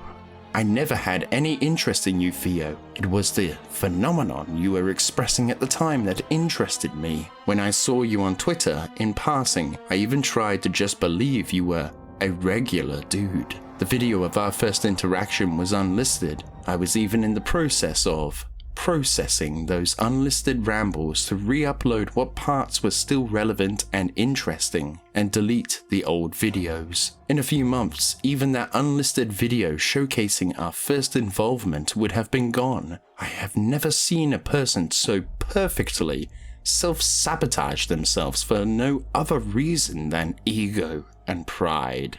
But you know what, Theo? I am going to tell you a secret. No one cares. This world is full of monsters. People far worse than you who do far worse things. These things are revealed, and that is just another Tuesday. Nothing changes. You could just continue on as you were before. As Tom Hanks said in Catch Me If You Can, nobody's chasing you. The world is large and these events small. The overwhelming vast majority will never hear of this, and those who do will forget in a week. Everything seems significant when it happens to you, but for everyone else, it is just a Tuesday. You have experienced but a tiny fleck of the negativity I have experienced in my career, entirely undeserved. You have added to it for no justified reason. I will necessarily have to do a summary of the end of this little fiasco, but it will be on the Ramble channel for very few views, and I will stress again, no one will really care. Move on with your life. You will get no sympathy from me. Let our paths never cross again. Matt. What is it with this guy and being overly dramatic at the end of his messages? Later, DarkViper threw another stone towards the Willie Mac show in his video, Why I Lost Respect for Willie Mac, where he misrepresents what Willie says in the DMs after he called DarkViper the fair use guy. This entire video just highlights that DarkViper had lost the plot. But in response to Willie retweeting Chud's post, he says, have some decency, self-respect, and actually care for what is true, which is some high-level delusion you got there, because DarkViper doesn't give a crap about what's true. But there is something I haven't mentioned yet, and that is Karl Jobst, when he had joined the game, and tweeted out that DarkViper, a person he considered to be his friend, had randomly decided to block him and ban him from his server, to which Karl Jobst has actually known DarkViper for 6 years. Later on, DarkViper denied being friends with Karl, and after an email exchange between the pair, the reason for the ban was that Karl had taken a sponsorship from Starforge PCs. Now, what could be wrong with that, you might wonder? Well, the co-owner of Starforge just so happens to be Asmongold. Because Asmongold does React content, DarkViper felt that Karl had stabbed him in the back for taking a sponsorship. Like, Karl has even spoken about this in the past with people criticizing him for having sponsorships. This is because I actually cancelled one of the sponsors because I released my first open hand video without a sponsor in it. That sponsor money was already in my pocket. I had to proactively cancel it and forfeit the money I was already promised. If I had covered any other topic, I would have included that sponsor and I would have made more money. And just so you know, that sponsorship was worth $8,000. And what you need to understand is that it's not just my money. I have a wife and son. It's their money too. It's my wife's money just as much as it is mine. I'm sure if you asked her, she'd really like to have that money. And I'm also sure she doesn't give a single shit about any of this online drama. But more than that, you have to appreciate the situation I'm in right now. I'm dealing with a frivolous lawsuit from a psychopath. My legal bill just for the month of November was $50,000. I could really fucking use that money right now. But despite the legal bills I have to pay, despite the fact that it's not just my money I'm sacrificing, despite the fact that even if I did put a sponsor in that video, it changes nothing about the content of the video, even though I have every single right to monetize content I've worked hard to produce, I still cancelled that sponsor. And after all that, I have to sit here and listen to these assholes lie about my motivations and claim that I'm doing this just to make money. Way to pick your battles here, DarkViper, especially when Carl is a person who promoted DarkViper in the past, had collaborated with him, interviewing him on his beef with Charlie, all the while being supportive of him through his React series. I think this should be the defining moment for DarkViper whenever he says he has no friends, as I think it's pretty evident that he has effectively pushed anyone and everyone who would have supported him firmly away due to being so unhinged. You don't know the power of the dark side. As we come to April, DarkViper came out with a video where he responds to the Among Us clip, where he made points against those that really shouldn't have even popped on his radar. One copy of this clip on YouTube. In other words, this dude, Drew5260, and this small clip has enabled like at least 100 disingenuous people to use this clip for 4 years to attack me with it. Since this clip has once again been brought up on Twitter by someone who's disingenuous, whatever, I've now set about striking this video. I don't want to, but while people want to paint me as this DMCA hungry guy, that's generally speaking not me. But I just think this clip is just contributing to misinformation. And I don't think I have some moral obligation to contribute or to allow misinformation. This is actually something I'm going to bring up in an essay that I wrote for this other person. I do not value clips taken out of context. I consider them to be misinformation that can only lead people to false conclusions. Therefore, I have no issue taking them down. In this video, he contradicts himself by coming out with the premise that he isn't a DMCA hungry guy. Yet when it comes down to it, DarkViper has proven he will falsely DMCA users of his own choosing if he feels that the content criticizing him isn't constructive, or it's out of context or misinformation. Then he will take action against said content, which is a bit of a scary concept in the commentary community. Later on, Doomer Media came out with his own video going over the Chud Logic drama and made some good points why striking Chud Logic makes absolutely no sense at all. This is why Chud objected to the video. His argument doesn't make any sense. There's a reason that people were so unreceptive to DarkViper's arguments here, and this is the stuff that Chud was criticizing. In my opinion, DarkViper's original video was a video that desperately needed some criticism and commentary, right? These are not good arguments. They don't make any sense. The absolute nicest thing I could possibly say is that he did a bad job of expressing himself, but honestly, I'm not even sure what his arguments could possibly be. It just seems totally inconsistent. Another one of DarkViper's arguments has to do with creating a market replacement, and that would certainly happen if you just watch a video and sit there in the corner laughing. Then there would be no reason to go watch the original video, and there's not really much of a difference between watching the original video or watching your piece of content, but this is absolutely not true with criticism and commentary. Nobody that would want to go seek out Matt's original video and hear his point of view would accept as a substitute Chud's video where he's tearing into him. It is simply not a market replacement. The audiences for these videos are completely different. Looking at DarkViper's original argument, there is no ethical justification for striking Chud's video. It is not parasitic, it is not exploitative, it is not lazy, and it is not a market replacement. The only justifications you can really give are legal justifications, which should not matter because DarkViper himself is claiming that the legal arguments don't matter.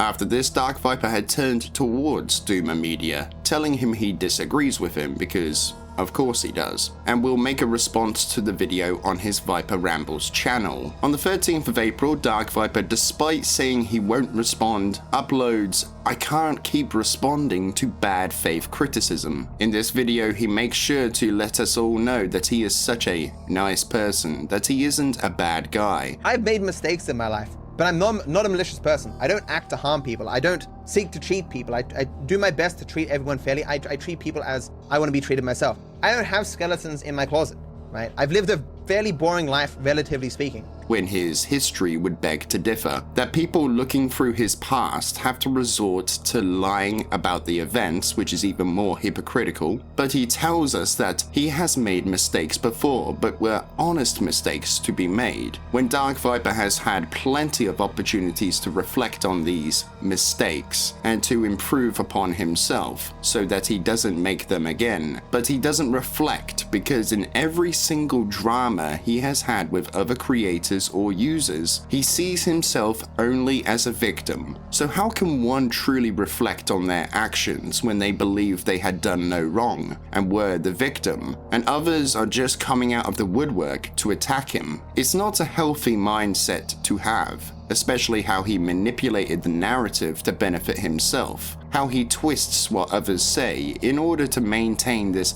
victim mentality. He tells us that his detractors are not equal to him, and I would have to agree, as DarkViper is a manipulative person, showing only what benefits himself and the narrative he tells, not showing the full array of information or a full clip that would say otherwise. He doesn't show these things because he knows if he does, then it wouldn't back up his argument, not presenting an accurate representation of what had been said in the full clip or video, but rather what makes him look good and everyone else look bad. He is only able to recognize that he is in the wrong when his fans are against him. He then tells us that people are intending to misrepresent his past in order to lie and misconstrue things to make him look bad, when that isn't the case at all. Like, I can't help that in most of your history you've acted like such a slimy sleazeball. That's on you. In presenting these things as facts, you are lying to your audience for sympathy points. At this point, you are making yourself look like Keffals. Let's not mention that people had been archiving things from his past that he had DMCA'd, which again is wrong, and this guy says he's not a DMCA hungry guy. If you happen to stumble across small YouTube videos that are ostensibly criticisms of me, know that as much as I would like to respond to all of them, I no longer can.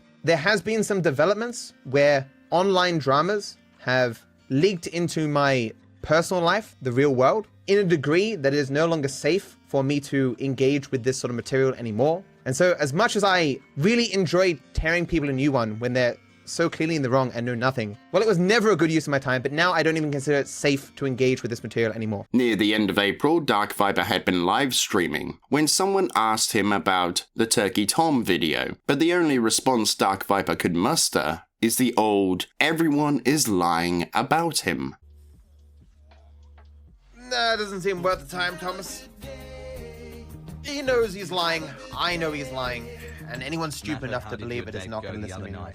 Way to prove me right, Matt. On the 12th of May, DarkViper continues to dig himself deeper into that hole when he uploaded "Why Do False Accusations Impact Creators Mentally?", where he continues to play the victim card. I feel like I need Heavy Storm at this point, talking about people falsely accusing him of things in order to dismiss criticism, just another rehash of not learning from past mistakes. But here we come to the true sign that DarkViper is joining the dark side, where he talks about his girlfriend on YouTube and Instagram. Oh, you didn't know? Well, let me be your guide through this crazy tale. Before, when people had criticized him for wasting his money, he decided to give his money away, like the action and statement will own the haters. And he did so again when people made fun of him for not having a girlfriend. And in a flash, DarkViper posted about going on a date, which subsequently resulted in him making videos on this woman. He told us that his sister set them up on a blind date, But here is the funny thing. Before he acted like not just his life, but others' lives would be in danger if he responded to the criticism. But here he is posting about his girlfriend. Like if I felt like my life was in danger, I wouldn't be posting about my girlfriend. I mean, seriously, come on, bro. Which I think just shows that DarkViper didn't want to respond to the criticism. And instead of saying this, he created a conspiracy. Especially with the posts about telling his fans where he had gone with his girlfriend and what they had been doing. Certainly sounds like his life is very much in danger at that point, right? Later he would post a picture of his girlfriend which suspiciously looks like another internet couple. And he even posted to Instagram tagging his girlfriend in the posts, which led his fans to find her Instagram account that links to her personal Facebook account. Remember guys, DarkViper's life is in danger here. Like if this had been true, then this would be majorly irresponsible of him, especially since that parasocial bond with his fans came back to haunt him, as they had been going after his girlfriend, by DarkViper's own words, harassing her. When I did tag her for like the first time, she had her DMs open, so she got some pretty bad DMs, vague threats and stuff. I haven't seen them myself, but I don't doubt that they happened. As in, like, some people like, you know, I'll kill you if you know, hurt Matt. He's the greatest. Or other people who are just like, you suck, you know, you don't deserve him.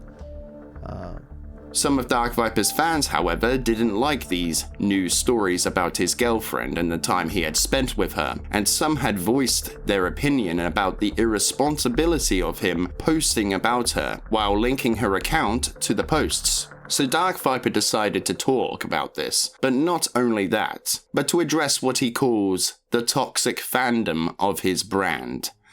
When talking about why he had posted about her, tagging her Instagram to the posts, he gives us the reasoning as to be, it was all her idea to do so. According to Matthew, his girlfriend forced his hand, that if he didn't talk about her in his videos, then he wasn't taking their relationship seriously.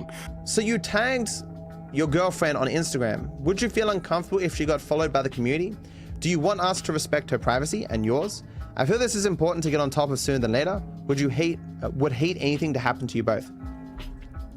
So as I said once before, we talked about whether I should tag her on Instagram or something. And I was concerned that she'd worry that because I wasn't mentioning her name or tagging her or something, that this was suggestive that I was trying to hide her away, or I wasn't serious about our relationship in some way. Because obviously if you don't think the relationship is serious and isn't going to continue long term, you would hide such a person from your community. Else that they'll be in your content, you know, you break up a year from now or 2 years, whatever. And then there's this very awkward period where you've got a girlfriend in your content that is no longer around, and people ask questions, right? Which sounds very manipulative. So if DarkViper doesn't talk about his girlfriend, then she will think that he is trying to keep her a secret from his fanbase. This almost sounds like this woman only wants to date DarkViper for general clout or bragging rights, as a normal person wouldn't care about these things. Now, considering DarkViper has a history of deflection and lies, I wouldn't put it past him to do the same here, but something does feel off to me. Moving on from the weirdness of this topic, we come to Willie Mac's video surpassing 150k views, which, if you didn't already know, DarkViper stated in a video that he will only respond to a video if it reaches 150k views. However, the response was something I wasn't quite expecting. My audience doesn't want me to respond to drama videos, where he shows that instead of responding to the video, he put up a poll asking his fans if he should respond to it. If you don't want to respond, Matt, then you don't have to, it's just that simple. No one is forcing you to respond to a video. He talks about a comment here though, telling him he should only respond to sincere criticism, and he says, not the drama farming channels. This is coming from the guy who plays victim or says it's out of context when it isn't, whenever someone critiques him. Yeah. We don't know what we are talking about, guys. We are misunderstanding the narrative here. And the narrative is, he is the victim once and for all, and we are just all farming drama. He tells us that he likes tearing people down and showing how they are obviously wrong. Yet when he does it, he doesn't show the full context. He says responding to these things wouldn't be good for his brand, maybe because they show how his arguments don't add up, which reflects poorly on him.